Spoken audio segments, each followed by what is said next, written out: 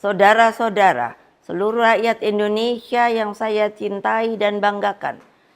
Pada hari ini seluruh rakyat Indonesia telah berpartisipasi memberikan suaranya pada pilkada. Pilkada cermin peradaban bangsa. Dalam pilkada ini saya selalu menyerukan bahwa suara rakyat adalah suara Tuhan. Vox Populi, Vox Dei. Ungkapan bijak ini menegaskan betapa berbahayanya sekiranya pemilu hanya dijadikan alat kekuasaan. Saudara-saudara sekalian, Indonesia merdeka mengandung semangat pembebasan dari berbagai bentuk penjajahan. Dengan merdeka, rakyat Indonesia memiliki kedaulatan untuk berserikat, berkumpul, dan menyampaikan pendapatnya secara bebas sesuai hati nuraninya. Amanat inilah yang saya jalankan pada saat Pilpres 2004 yang dikenal sebagai pemilu yang paling demokratis tanpa campur tangan kekuasaan. Pada tahun 2004, selaku Presiden Republik Indonesia, saya menyelenggarakan pemilu secara langsung yang pertama. Dalam pemilu itu rakyat sungguh berdaulat. Lalu, mengapa kedaulatan rakyat itu kini dimanipulasi hanya karena kekuasaan? Saya sangat khawatir bahwa hal ini akan terus berjalan di kemudian hari. Oleh karena itu, saya bertanya, di manakah sebenarnya hak dan keadilan dan kedaulatan seluruh rakyat Indonesia yang saya cintai? Saudara-saudara sekalian, demokrasi kini terancam mati akibat kekuatan yang menghalalkan segala cara. Kekuatan ini mampu menggunakan sumber daya dan alat-alat negara.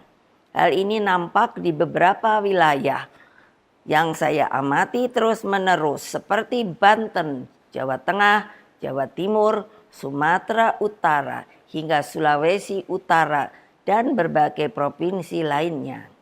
Di Jawa Tengah misalnya, saya mendapatkan laporan betapa masifnya penggunaan pejabat kepala daerah hingga mutasi aparatur kepolisian demi tujuan politik elektoral.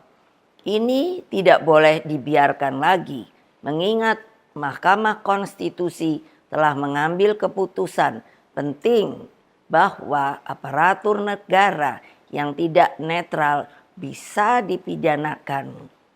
Saudara-saudara sekalian, saya mengenal Jawa Tengah dengan baik. Saya terpilih sebagai anggota DPR RI 3 kali.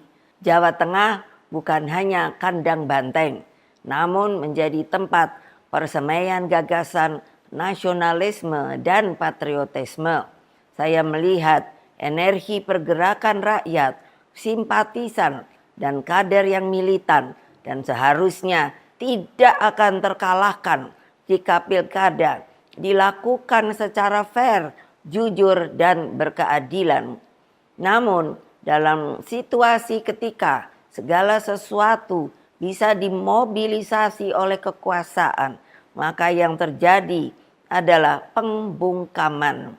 Apa yang terjadi saat ini sudah di luar batas-batas kepatutan etika, moral, dan hati nurani.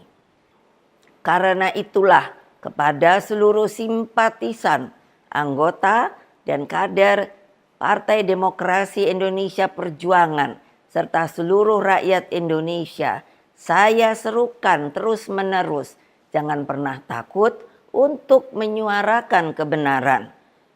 PDI Perjuangan tidak akan pernah lelah berjuang bagi keadilan dan melawan berbagai bentuk intimidasi kekuasaan. Ingat bahwa pilkada seharusnya mencerminkan peningkatan peradaban. Etika, moral, hati nurani harus jelas tergambarkan. Saudara-saudara sekalian, terus jaga semangat perjuangan. Kita tidak pernah menyerah. Kita terus melakukan perlawanan secara terukur dalam koridor hukum. Meskipun kita tahu sekarang ini hukum semakin dibuat jauh dari keadilan.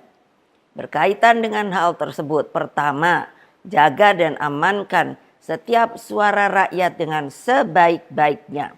Kedua, kumpulkan setiap bukti intimidasi aparatur negara, terutama juga money politics, ketidaknetralan pejabat kepala daerah, dan juga tekanan yang diberikan kepada kepala desa. Ketiga, kumpulkan berbagai bukti yang menunjukkan mobilisasi bansos yang dilakukan secara masif dan praktik-praktik sekali lagi money politics yang terjadi. Keempat, kumpulkan berbagai fakta penghadangan seperti yang terjadi di daerah Banten yang menyebabkan ketidakadilan. Kelima, terus galang kekuatan rakyat agar berani menyuarakan kebenaran.